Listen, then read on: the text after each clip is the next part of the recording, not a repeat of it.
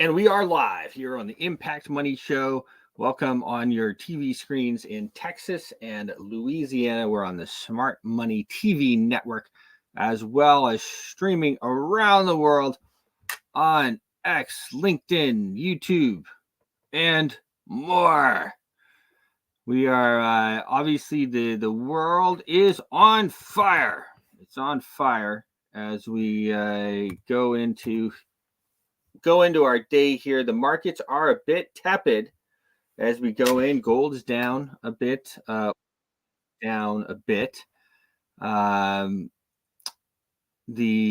crypto is down a bit. You have some of the stocks that are kind of tepid, and we'll see a little bit of pullback on the Hong Kong Stock Exchange, which has been outperforming over the last little bit. That's for sure. We're going to have two guests on today. Two guests we have on today. One is Nate Snyder. Nate Snyder is joining from, he is running for office in Texas. He's running for office in Texas. Nate Snyder, he's going to tell us more about that in a minute. And then as well, we have Adit. He is with the one of the funds from the UN, working with the UN. So that's going to be pretty interesting. That will be later on in the show. We'll have Nate come on here shortly. We have, let's see here, a lot of unrest going on. That's going to keep going. We have, looks like I'm getting videos, and these videos are always funny because Europe's, you see these videos coming out of Europe. And Europe, guys, if you're here on the East Coast, flying, or actually anywhere in the US, flying to Europe is like flying across the United States. Okay, so you should probably go over and fly to Europe. Of course, I was just in Paris, and I was just in Italy as well, and I'm overseas quite a bit. But you see a lot of these videos coming out and say, "Oh, Italy has fallen," or "Paris has fallen," and this and that and the other. And guys, we are in much worse shape as far as all that's concerned in the United States. You just don't know it until you get over there, and then you realize that what they're complaining about in the U.S., you are experiencing a much worse. And you get some short video clips. We could do that easily with the different protests that are going on. So that's keep that in mind as you see these things come across. Thinking, oh, this is bad and this is horrible, and all these types of things. But whatever you see over there, trust me, it's worse over here. You should go over there and look for yourself, because we are in worse shape. All right, I have with me here, I'm going to bring on Nate Snyder. We're going to, as I mentioned, two guests today. Of course, we'll have our normal with Matt Dixon as well. I have with me here Nate Snyder. Nate Snyder. Let me see here. Nate, hey, how are you? Hey, Bruce, how are you? Doing great. So, Nate, tell us a little bit about the district that you're running in, and your district that you're running in and the office that you're running for. I'm running for Congress, a U.S. representative in Florida's 14th district. That encompasses a huge portion of Tampa Bay, a little bit of St. Pete, and the incumbent for that district is Kathy Castor. So Kathy Castor, and how long has Kathy Castor been in Congress? I believe Kathy Castor was first elected in 2006. Okay. 15 years. 15 years. Not a bad gig, right? No, not at all. Sounds like she's got a real good job security. Well, once you're up there, it's kind of one of those things I always noticed. Once you're there, and I'm here in DC, so I see it a lot. And sometimes you get these breakthroughs where people are able to break through, but for the most part, people keep on. So my thing. Been letting my daughter do some of her homework on my computer. Now my mouse is a little funny, and I have to buy her a new one herself. Hello there, lady. So tell me a little bit about your platform and what differentiates you from Kathy. Well, what differentiates me from Kathy is that, I believe in your individual rights.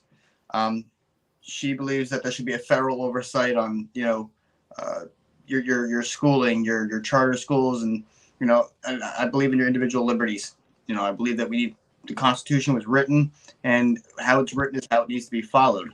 Um, I'm focusing heavily on what you are dealing with at the kitchen table when you're having conversations with your family. The high cost of living. Let's tackle inflation. Let's tackle our education system and actually get our children an education. What is happening at the present moment in Washington, D.C., there's not going to be a future left for our children at all. The excessive spending, they are fueling inflation. They are doing nothing to fix inflation at all. And by the time that our kids are old enough to start pursuing jobs, they're not going to be making any money at all. They will be living off the tit of the government. Well, it's pretty crazy, right? I mean, I've been part of the monetary revolution for over a decade, so I've been saying the whole thing is going to crash for 10 years. So it is interesting to see, when you have total control.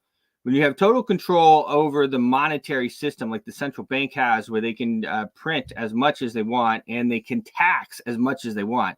I mean, they literally can tax on the front end and the back end as much as they want. They can just take from the people. And actually, the truth is that most of the people, not to insult anybody's intellect, but they just don't realize it's happening. They don't, I guess, been the slow boil. I mean, even me, I didn't realize they're taxing 50 or 48% of the gas bill. So when I go fill up my gas tank for $60, 30 of it is taxes. And that's just absolutely ridiculous. And for a lot of people, that's big. And then I was breaking down, for every $100, like, let's just talk about the kids. The kids make $100, right? And 30% off the bat, right? Is paying taxes. And then if they go fill up the gas tank, there's another 30% tax, right? So let's say it's like 60 something dollars for the gas tank. So out of that $100, they got to put like 30 something dollars of gas in their tank, or was 60. But I mean, but the rest of it was all tax. 60 something dollars was all tax. It was all tax. And I don't know where it ends. So how are things going? I love Tampa. I haven't been there in years, but Tampa's nice. How are things going? And you're on the libertarian ticket, right? I am a libertarian ticket, and it's been historical actually. The Libertarian Party of Hillsborough County just reopened last year, and upon reopening, on our first shot, we made the ballot for November. So that was historic, first libertarian to accomplish that in 20 years. So this has been it's been eye-opening. This is my first run ever for a political office, so I'm learning an awful lot about what a lot of these guys deal with, and realizing that when you try to go in as a third party, it's that much more difficult. Yeah, well, that's really the thing, right? I mean, you either have to. Well, it's hard. It's hard. And, I saw, so we're probably around the same age. You might be younger than me, but, Ron Paul was one of the first ones I saw. They just really just massacred this guy. I mean, he was like, he was on the radio waves. He was on the TV. He was really good at radio, but he had a massive following. And then they decided, all right, that's it. Just pull the plug on this guy. And that was it, right? It was over. That machine is really major. And then the second one that I thought was really interesting was Ross Perot. Bill Clinton, I don't know if you remember, Bill Clinton would have never been president if Ross Perot didn't run. Ross Perot took like 20% of the vote as a libertarian. I mean, this is like crazy numbers. Crazy. 20% of the vote. Knowing what I know now, I wonder if he really got 20% of the vote, or if they just, shifted some of the vote over to him to make sure that Clinton got in. I mean, I don't know. After watching what has happened over the last few years, you realize how easily things are done. And then you start to go back and say, okay, well, the country's actually been, quote unquote, overthrown a number of times over the years. We had 1913 when we set up the central bank. We had the 1930s when we outlawed gold, took all the gold from everybody. We had, of course, JFK, right? I could go down the list. And that's just in the last 100 years, 110 years. Let's talk about the 1860s. When they originally put out fiat money, nobody wants to hear it.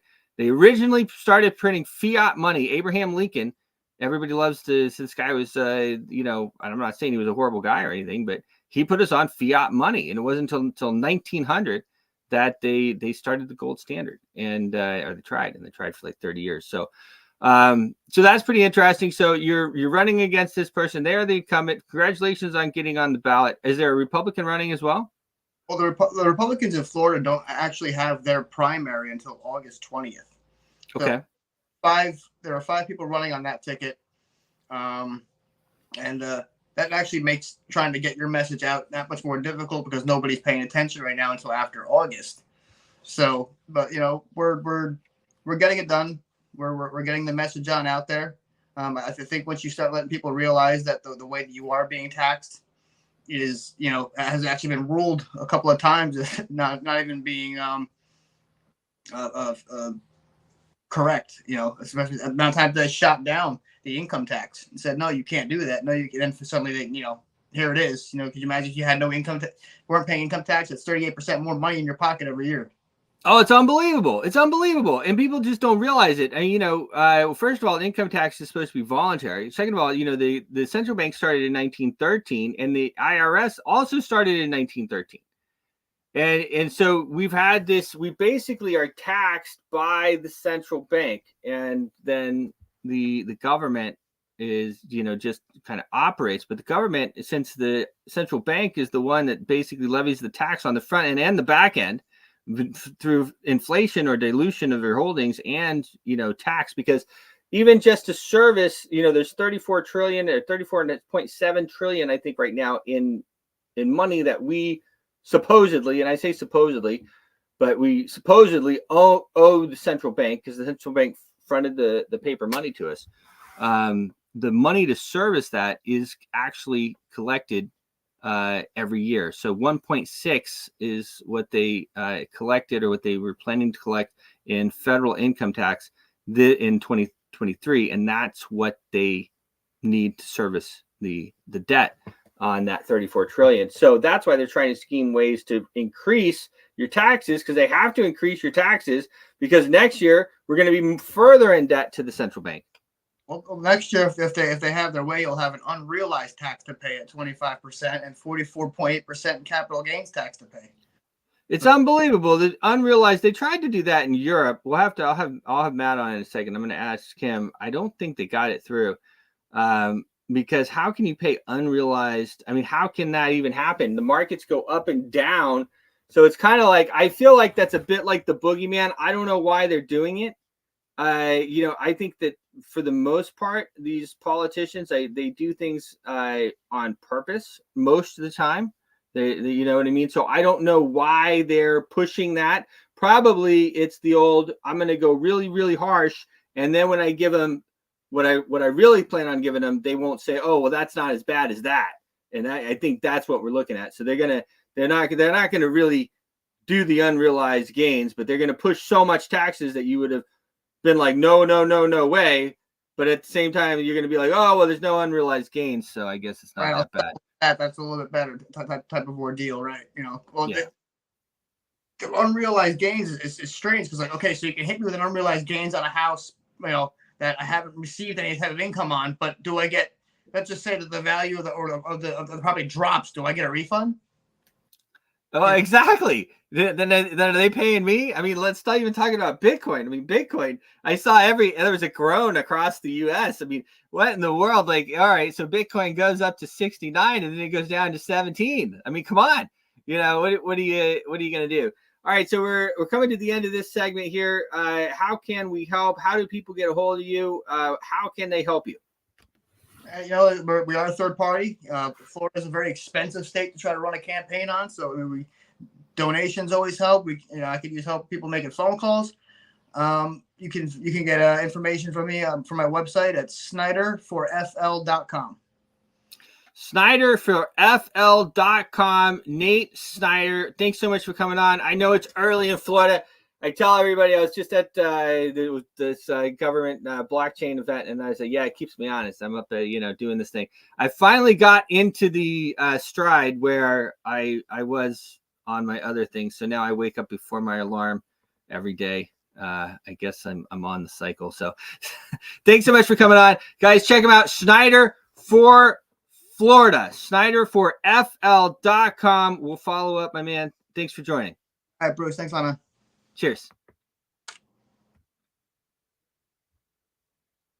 We're going to bring on the great Matt Dixon. Matt Dixon. Hello, Matt. How are you? I'm good, thank you.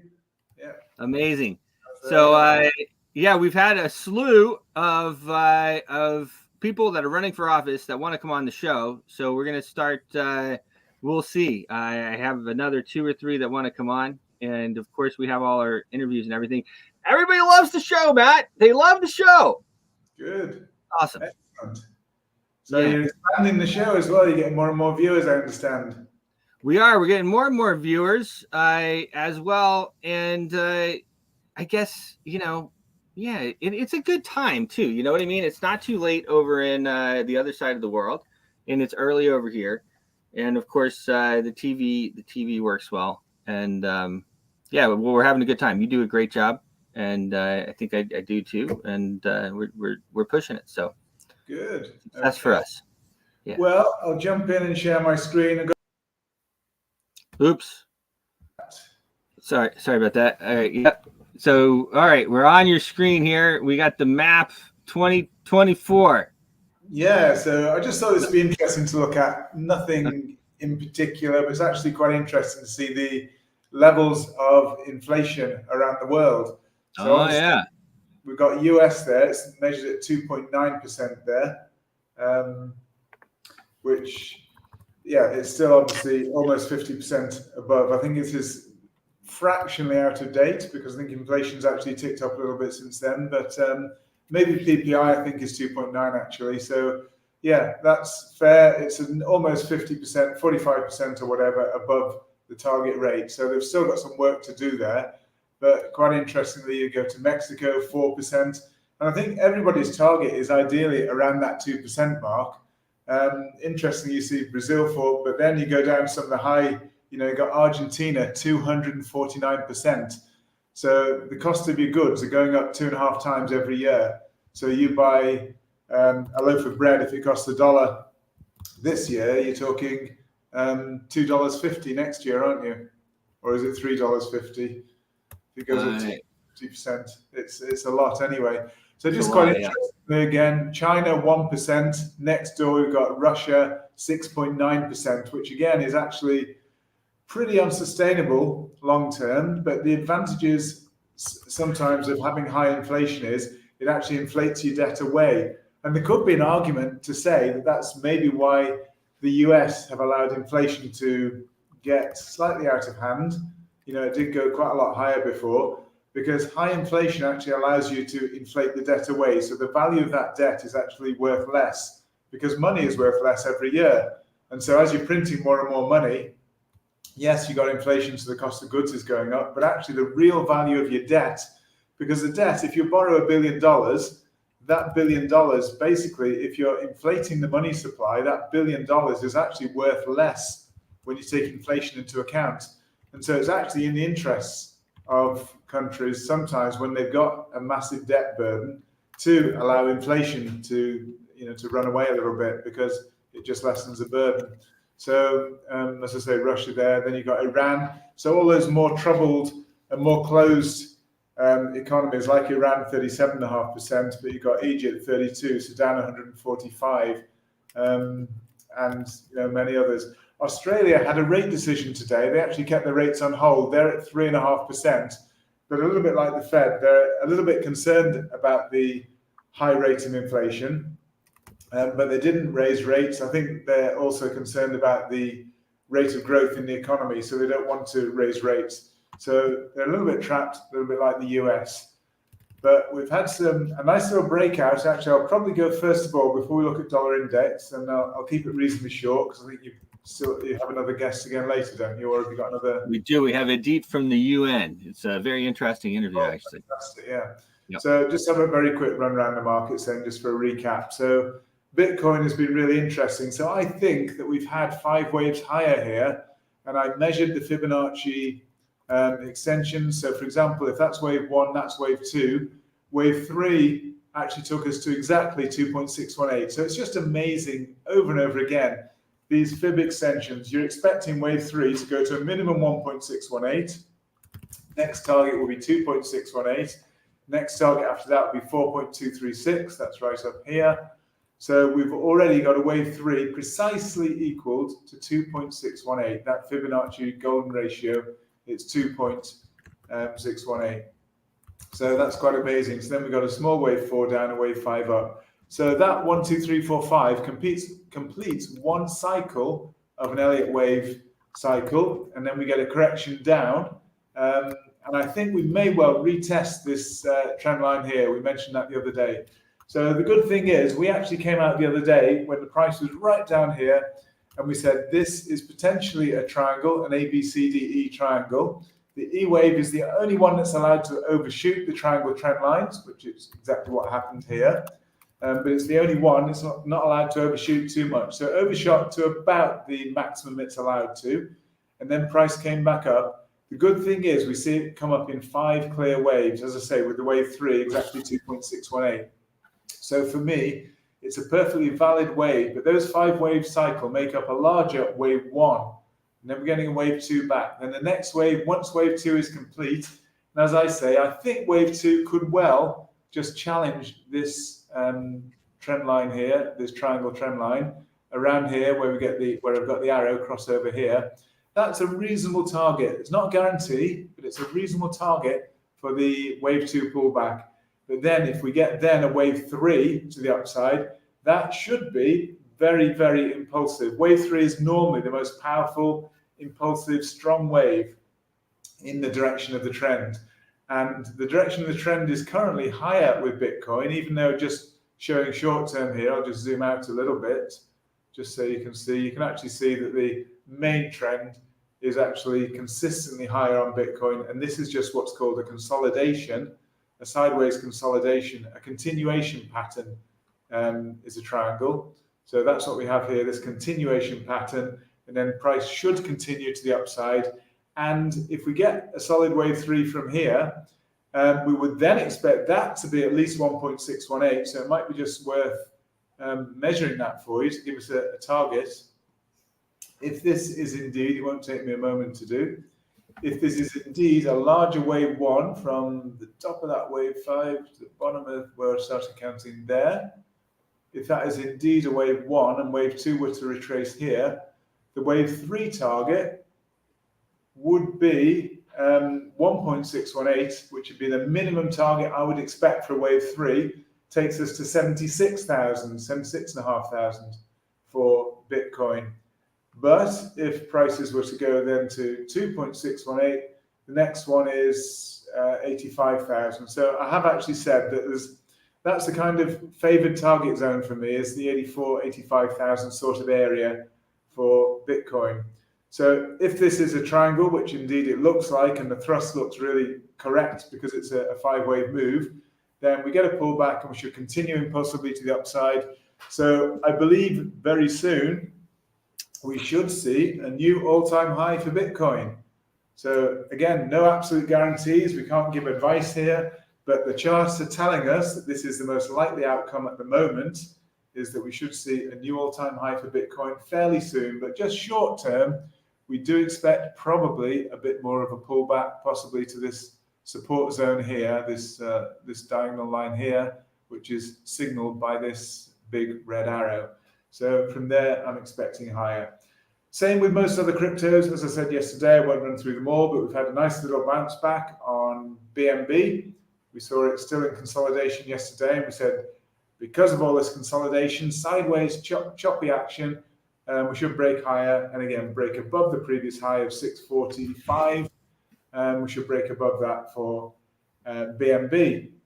We'll look briefly, I'll just run through them quite quickly. Again, we see something looking reasonably impulsive to the upside, a bit of a correction downside on ICP, Internet Computer. So again, because this looks corrective, choppy, overlapping, I do think probably we'll get some movement up sometime, but we may have a bit more movement down. If Bitcoin does correct a bit more, we may move down a bit beforehand, a little bit more beforehand. Ethereum's going to be, it's virtually the same chart pattern again. You can see there how corrective and sideways it is, and that's looks like what you would call a bull flag. So you have a flagpole here, you have the flag waving in the wind, downward pointing flag, but it's kind of sideways as well. And then you'd expect at some point to break above this previous high here. It's not an all-time high, but the local high is 4,090. So I would expect in the reasonably near future for Ethereum to push up above there. Litecoin again is in consolidation mode at the moment, but again, I do think we're going to get a good push up on Litecoin. Above this high would be the obvious target. That was $88 there. So I expect us to break above $88. We're $81 now, so it could break quite a bit above there. The next target above that, above there, but the target would be 100%, would be $92. And that's just the 100% extension. That's this wave measured here, transposed to here. 100% takes us to 92. 1.618 would take us to $103 for Litecoin. So plenty of upside potential there, and probably not so much downside at the moment. So risk reward is looking quite good on Litecoin. So we'll just have a quick whiz around, looking at some of the indices like gold, for example. Gold may still have a bit more to go down in this correction because at the moment, it's possible the correction's over. We could have the wave C complete here. It's really difficult to tell. It's a little bit choppy, but I still believe it's corrective to the downside. That is clear in my mind that this wave here, this move up here overlaps this move down here. You can see the move down to that level is overlapped here, moving up to here. And again, we get another overlap here of this wave here. So that tells me it's corrected to the downside. So I believe I'm right in saying it's some kind of ABC, some kind of maybe a multiple correction. Maybe it's AB, you'd have C here, it'd be ABWX, ABY. So probably we're going to get one more wave down in gold, most likely, before we then push to new all-time highs for gold. So I think we're in a bit of corrective mode on a few of the assets now. And I think that might possibly include Bitcoin and the crypto assets. But gold looks as though it's probably going to move down a little bit. And we've looked at oil. I've said for a long time that I'm expecting oil actually to at least reach this 100%, which is $77. We're 78 now, so we're almost there. So we've been expecting that. So it's actually following our expectations. So we measured from the top here to the bottom of this wave. We just transposed it to the top of this wave, and that gave us our target here of $77. We could dip lower to the 1.618. That'd be perfectly acceptable. So if this is an A, then a B up and a C down, the most common relationship of the C wave to the A wave is 100%. So in other words, they're equal waves in length. So this wave would equal this wave in length. That would take us to $77. But it's also, that is the most common. Probably the second most common would be the C wave is 1.618 times the A wave. If that were the case, it would take oil down to $73. Now, if that's the case, it's probably telling us that for the time being, they perhaps might avoid escalation in the Middle East with Israel. So I know there's a lot of talk going on at the moment. I know America are trying to influence Israel, maybe not to go ahead with that, the incursion into Rafah. So I think it's a lot of show. We're like, here's 26 billion. Oh, don't go in. Probably right. Everything's about money, isn't it? Unfortunately. Yeah. So that's oil. I'm expecting probably a bit lower in oil. So and as you say, it's all scripted. I think beforehand they've all made their agreements probably, and it's all about money. So DXY, so dollar index here.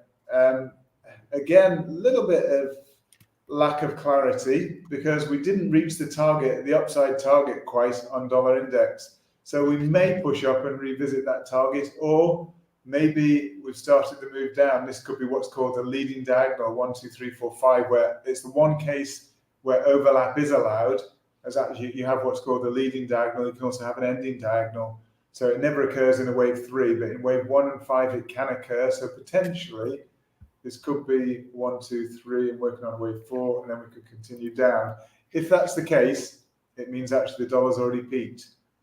That's the that's actually the conclusion you would draw from that if that's the case. But it's actually not clear at the moment, so I wouldn't like to lay a bet either way. Although I would say at the moment it's looking like we have A, B, C higher. So I think most probably we should expect more downside now for US dollar. So maybe expectations for interest rates will start to decline in the US. So we did have those shocking GDP figures, which twice in a row, 2 quarters in a row now, came out way under expectation. So US growth is falling off a cliff. We've also had much weaker than expected NFP last Friday, non-farm payrolls. So these are the first signs of the US economy slowing. So with that in mind, assuming inflation continues to decline, I think we'll probably see lower interest rates sooner than people were anticipating. I know Chairman Powell, Fed Chair Powell, was saying that they will resist reducing interest rates until they get more data through about softening inflation, etc. But I believe that inflation will come through, and I think, if I remember rightly, it's the 15th of this month, so only about a week away now.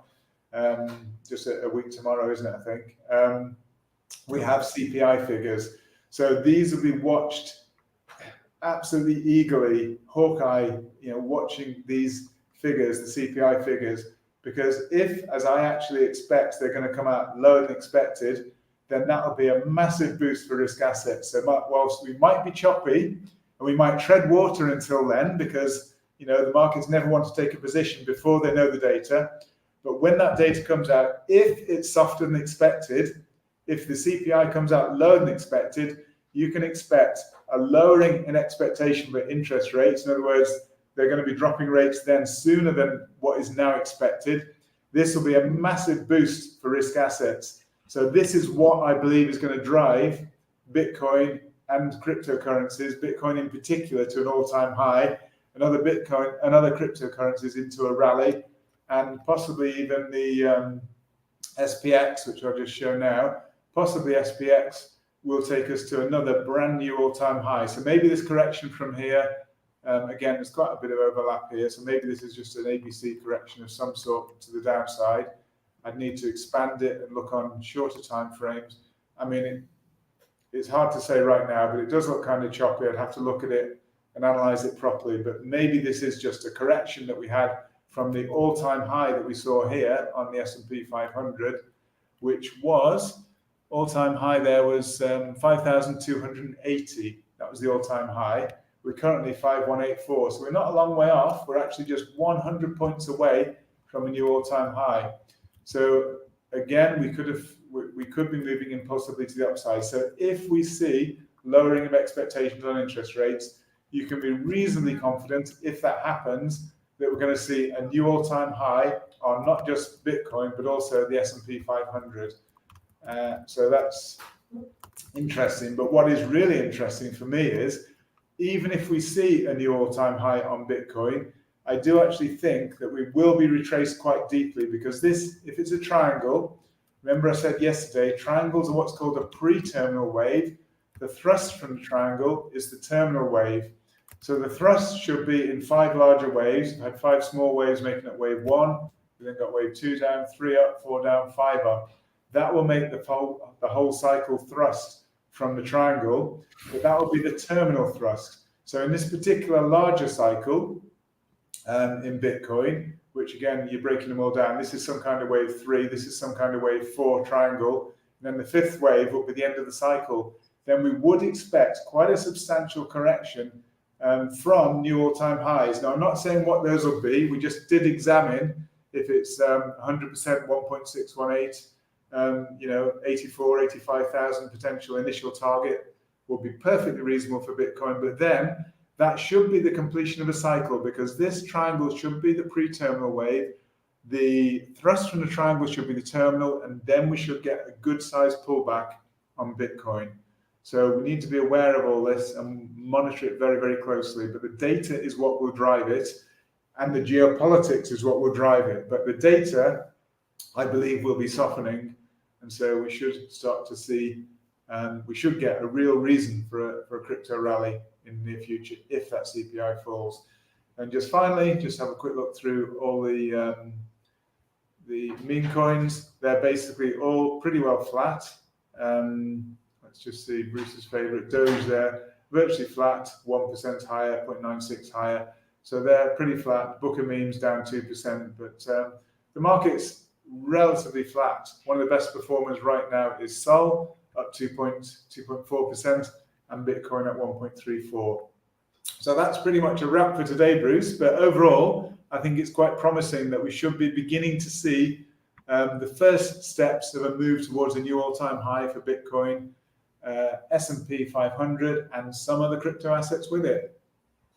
Well, it's yeah. I mean, that's, you go up and you go down and you go all around. I think that and there's a very finite supply. That's what people should understand as well about the Bitcoins. There's a very finite supply, very small supply, and we are now more in a cycle of now they're producing less and less by mining, and then we also are, there's a lot of stuff being built on Bitcoin as well, and a lot of times that takes Bitcoin out of circulation almost all the time. Amazing fundamentals, amazing foundation, and amazing technicals as well for Bitcoin. It's really looking positive at the moment. And I think it was today or yesterday, we actually went past the 1 billion transactions on Bitcoin since it was created. 1 billion, 1,000 million transactions on Bitcoin. So, it is the adoption rate is picking up. We looked at those inflation figures early on all around the world, and all those places, particularly with high inflation like Iran, Argentina, Nigeria, I didn't show there, but I think they've got 26%, inflation, which is extremely high. So all these places, even though it's actually still illegal, I think it's still illegal in Nigeria, I'm not sure, but actually it's got the highest adoption rate in the world of cryptocurrency. So yeah, even when they try to ban it, it doesn't matter. People want it. Even when they try to ban it doesn't matter. People still want it. You have something that anybody can, anybody around the world can try and put the blockchain on their computer and run a node, or put it on their server and run a node and confirm transactions and confirm that the historical line of the blockchain is this, that those billion transactions are here. They're all there. And so it's very interesting. One of the most interesting inflation numbers you came out with was China. 1% inflation in China? Yeah, but we do know that, I say we know, it's been alleged that China do manipulate their numbers. No, so, come on. I say that, but I've heard that they actually manipulate their numbers. So, we know that they've got some real issues, and they've actually created a lot of money, pumped a lot of money and liquidity into the system. They have. Well, that's what we've noticed. So Trump always used to say that they were the best currency manipulators in the world. That's what he would say about the Chinese. Yeah, so you're we're right. Doing it. Sounds good anyway. It does. It sounds really good. Well, awesome. I have Advit Nath. I'm going to bring him on. I did this interview a couple of days ago. He's with the International Fund for Agricultural Development, and really interesting guy, really nice guy. He's based in Milan, but I'll pull that up. That's a really great interview, and really hats off to the Government Blockchain Association for putting on such a wonderful event with such high caliber people. But awesome report, Matt. Fantastic. Well, I'm going to run away to a meeting. Thanks for having me, and catch up tomorrow. Cheers. Thank you. Okay. Cheers. Bye-bye. The great Matt Dixon. Matt Dixon. All right, here we go. Advit Nath. This is Advit Nath. He is with the International Fund for Agricultural Development.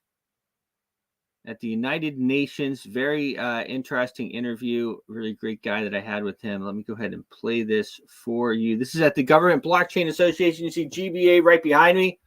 Their event, The Future of Money, Governance, and the Law. Here we go. And we are back here at the GBA's, The Future of Money, Governance, and Law, with their signature event here in Washington, D.C. Our good friend Gerard Daché and his wife do a wonderful job putting this together and getting really amazing people here as well. I have with me here Advit Nath. He is the International Fund of Agriculture and Development with the United Nations. We were at the event last night, trading cards and playing around and talking about the wonderful things that you guys do and have done. And we actually were both in Paris together. So tell me a little bit, Advit, about your work with this development fund and what brought you here to DC. Well, thanks for having me, Bruce. So I work for the International Fund for Agricultural Development. What this is, it's basically an international bank and also a fund that supports smallholder farmers globally. We operate in 100 countries, and we're in that last mile. So that last mile in rural areas all over the world, we support smallholder farmers. Interesting. So first of all, it must be a lot of fun, and it must be very rewarding to help these people who are maybe underdeveloped, I would say underprivileged as well, putting their projects forward. Can you talk a little bit about that? Maybe some of the success that you guys have had? Sure. I mean, we're there to support people in the rural communities, and actually they do most of the work. And we have people on the ground in about 50 countries, and these are frontline people. So I'm in the background. I'm the finance director, so I support the machinery that supports the front line. And we're humbled to work with people who are, happy people, but they have a lot of challenges.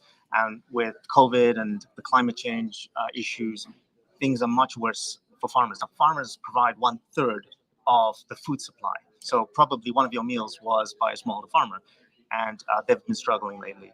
So we're trying to do our best. We have some projects all over the world. We have about 300 projects. Wow. And I'll tell you a little bit more about a couple that I just came back from as well. That's awesome. I can't wait to hear about it. So now COVID, it really impacted so many things. I mean, even my daughter's school, she's at 14 now. We're getting her into high school. We're taking her around, but things changed even at that level. You know what I mean? So how have you seen that impact these local farmers in the rural areas? Well, it's caused a lot of difficulty for them because the farmers have assets, and those are the assets they rely on to be able to produce food and to feed the world. The problem is when they get into difficulty, because COVID caused massive difficulties for them personally, they had to sell off a lot of the assets. And that means they can't produce food because they had to focus on feeding themselves. Yep. So the issues that we're seeing with COVID and climate, and also just lack of access to technology, is causing our farmers to not have the ability to do what they do. So we're trying to also provide financing to them. That's one of the big things we do. We issue sustainable bonds on the capital markets. We also get a lot of funding from 180 member states. And the idea is to give funding and also loans to smaller farmers, so that way they can invest, they can do better, despite the massive challenges we're seeing in the world today. Interesting. So how does that work for a local or rural farmer? I mean, they apply for a grant. I guess they apply at the UN or some, maybe your site.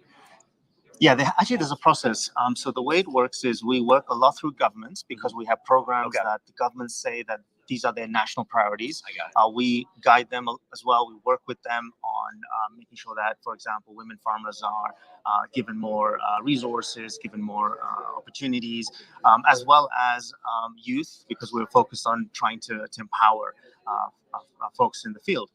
And the idea is that we work through governments, but also to get financing from the private sector, engage the private sector and other partners, so that we're crowd and finance. So more funding can go to farmers directly. Amazing. So where are you based?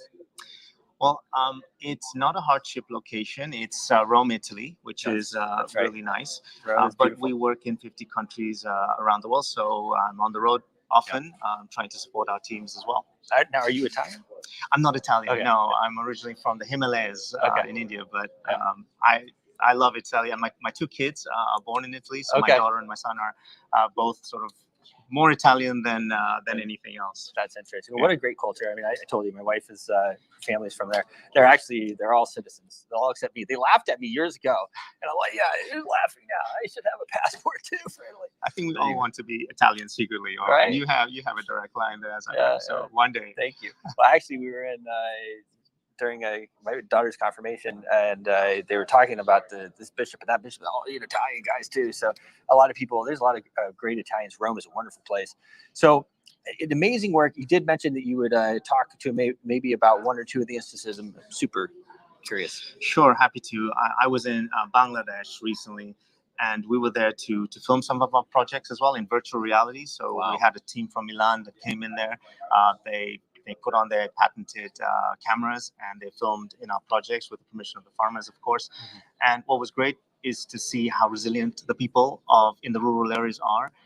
I was at the bottom, so we would travel from north to south of Bangladesh. We were at the bottom of Bangladesh, and I saw 5 kilometers, or roughly a little less than that in terms of miles, across the water, and all of that was land that farmers were on, and it just disappeared. And that's what farmers had to move to other pieces of land, and we're supporting them to build, to become entrepreneurs, to support their livelihoods, to rebuild again. So there were some great projects we saw, but that's just one of about sort of 15 sites we visited, in about 6 or 7 projects we have going on right now. Wow, amazing. Well, I know Bangladesh, it's one place, there's a lot of great minds. I know over the years, I've worked with some Bangladesh guys and hard workers, right? Very hardworking people. Yeah. No, it's just resilience, intelligence, just brilliant people. And if you look at the country, it's a wonderful example of a country doing extremely well. Mm-hmm. And in terms of the growth rates, they've done extremely well. So I think it's the resilience of the people working together. I saw governments working with the people. There was just a quick anecdote. Is in one of the villages in the south of Bangladesh, there was a government minister that was there with us and the farmers. And the farmers said, look, I need you to build a road. I need to have more sort of grass in certain areas to be planted. And what was really amazing for me, having worked in government as well, is that the minister said, okay, one by one, we'll get to it. And you never hear that from bureaucrats. So that was really, really impressive. Well, sometimes I see that in the UAE as well, right? There, it's a smaller bureaucracy, right? And so sometimes you can get stuff done a lot faster, right? So that's pretty interesting. So I know we were just in Paris as well. Wonderful event there. That was the Paris Blockchain Week. You guys have seen a lot of the interviews that we did from there. We're now at the Government Blockchain Association. How are you seeing blockchain? I know back in the day we always used to say, blockchain was going to fix everything, But here we are, a decade later, 5 years, 6 years later, and it still hasn't permeated all the levels where maybe we thought it would. What are you seeing? So I'm still very excited about blockchain technology, and I think that we've been building over the last 5 years, and I do agree with you. I think we need to have much more use cases and implementations so that we use the power of this technology, especially for social good, which is one of the things we're doing. One of the things we've just done recently is we've launched a solution. Again, this is a solution that we've worked with partners in the private sector on. It's to trace funds from donor to farmer on a blockchain, and we use many blockchains for that. As well as, so this is not just digital money, but fiat money. So money like US dollars, Kenyan shillings actually gets traced on a blockchain. And of course, we're now using stablecoin to try and test that in Rwanda. I'll be in Rwanda in a couple of weeks. Okay. But the idea is that I would love to see blockchain technology being used a lot more for social impact. Amazing. Well, that is one of the best use cases, right? Being able to identify the source of different things, whether it's food or whether it's parts for a plane. I mean, we see what's going on with Boeing right now. Poor guys, right? I mean, I'm just like, gosh. And every time I get in a plane too, you're flying around a lot. Do you think about it every once in a while? Yes. I mean, I'm glad the regulators are there looking at this and making sure that we're all safe when we fly. Amazing. So where do you go from here? What are your next steps? So I'm going to be heading back to Rome today, and then I'll take back a lot of the nice, interesting information, also nice, great people I've met here, as well as some of the partners that we may be partnering with soon. and I'll be in Rwanda in a couple of weeks. So we'll be doing a little bit, we'll test out the concept of DAOs in a farmer environment. We'll be testing stablecoin movements from Rome to Kigali, the capital, and then into rural areas and off-ramping it to DRC, the neighboring country. So we're doing some very exciting things, and we'll be filming in virtual reality again. And then I'll look forward to doing more with you and perhaps with the GBA as well here. Well, amazing. I know I mentioned the CC Forum as well. I'm going to send you some more information about that. It's a wonderful event. It's the end of May. I don't know if it'll work out with your schedule, but if you're in Europe, we'd love for you to join. Thank you so much for coming on. If there's any last note that you'd like to put, website, anything like that, now is a good time for it. Sure. Thanks so much, Bruce. I really appreciate this. Yeah, check out our website with Trace Technology. It's basically www.traceblockchain.io. And check out what we're doing at the United Nations using blockchain. Awesome. Advent, thanks so much. Thanks so much, Bruce. Pleasure. We'll see you soon. All right, so there you have it. Advent Nath, he's doing important work out there, helping a lot of people. So we were happy to have him on. I wanted to point out a couple of things. We only have a couple of minutes here, but one of the things he mentioned was the DAO, and I have to tell you that at this event, at the Government Blockchain Association event, the DAO was something that was mentioned a number of times. And I wanted to bring that to light because, over the years, it has been kind of one of those things, should you have a DAO? Should you not have a DAO? When they first started this DAO thing, a lot of us kind of looked sideways at it. It took me a long time to really start to come around on it. But that setup appears to be very well accepted. So, keep that in mind. I wanted to drop a note here as well for Consensus. Consensus is coming up, guys. You do not want to miss this. If you are at all interested in learning more, in meeting the people who are running everything, Consensus is the event, May 29 through 31 in Austin. Everybody will be here. We'll be there reporting live, but you have people from the Treasury. You have Tom Emmer from the Majority Whip of the U.S. House. You have the Federal Reserve is there, the SEC, on and on and on. All of the big investment firms are going to be there. Everybody is planning to be there. And then as well, we are throwing our Washington Elite Gala. The Washington Elite Gala, we're throwing that again. It's going to be a lot of fun. It's our signature event. We're throwing that on the 30th. You can register at Luma, lu.ma/Washington Elite Gala. You can register. And then as well for Consensus, you can get a 15% discount on your tickets. Now, I do want to pull back the tickets here because the tickets are moving very quickly. Right now, the pass is... And we are back here at... Right now, you can see right here, they have a discount on these passes, and then 15% is more on that.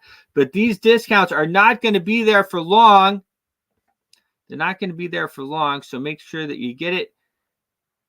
Cheers, guys. See you in a few hours.